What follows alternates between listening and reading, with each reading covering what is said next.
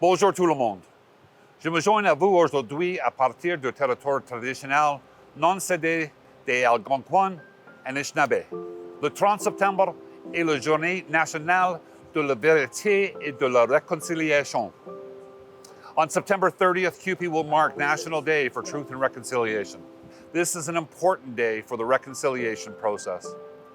It's called for by Indigenous peoples in the Canadian Truth and Reconciliation Commission. To all of our Indigenous members, we hear you. We grieve with you about the harms that have been done to Indigenous children, to their families, to their communities. Truth and reconciliation is a priority in CUPE, and we will fight hard to hold governments to account. To all of our locals all across Canada, I encourage you to use CUPE's Truth and Reconciliation Bargaining Guide, helping to put reconciliation into action through collective bargaining. I am grateful for our National Indigenous Council, which advises CUPE's work on truth and reconciliation. And I acknowledge our Diversity Vice President on Indigenous Issues, Deborah Merrier, who is a crucial voice on our National Executive Board. CUPE has Indigenous councils all across the country, and I encourage our locals to support the work that they're doing. For example, great work is being done on water problems. It is inconceivable that Indigenous access to clean water is still an issue. Our Water is Life campaign brings awareness to the critical issue of clean water access as a basic human right for all people. I urge locals and members to learn more about this so that we can all support Indigenous peoples and allies to fix the water now. With every action we take, together and individually, we build trust and we repair relationships that have been broken from the past. The time for truth and reconciliation is today and every day.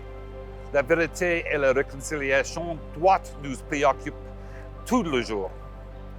Montrons tous et toutes notre solidarité. On this National Day of Truth and Reconciliation, I want to draw particular attention to the deep injustices and losses suffered by generations of First Nations, Métis, and Inuit children and their families because of the colonial actions and policies of the past. I also want to recognize that there is ongoing work to do and that the colonial legacy lives on in Canada. We must acknowledge that the mistakes of the past continue to repeat. Despite the dawning awareness in Canada of residential schools and their multi-generational impact, and despite the growing acknowledgement that residential schools meant ripping children away from their families, today, there is still more Indigenous children in state care than there ever were in residential schools at any one given time. How can this be?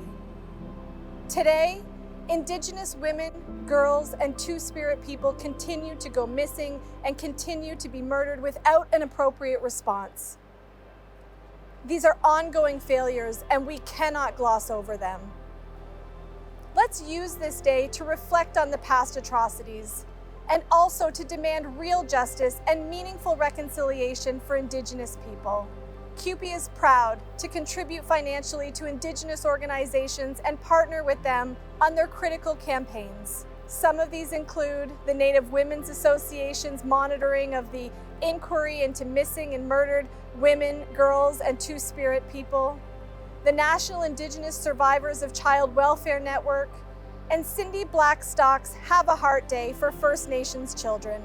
We also support local grassroots initiatives all across the country, such as Grassy Narrows First Nations Struggle for Justice, the Wet'suwet'en Nations Healing Center, and the rebuilding of the Meeting Healing Lodge just outside of Ottawa. I encourage locals and members to consider actions that you can take in your communities to reach out and support truth and reconciliation initiatives. The time for truth and reconciliation is today and every day.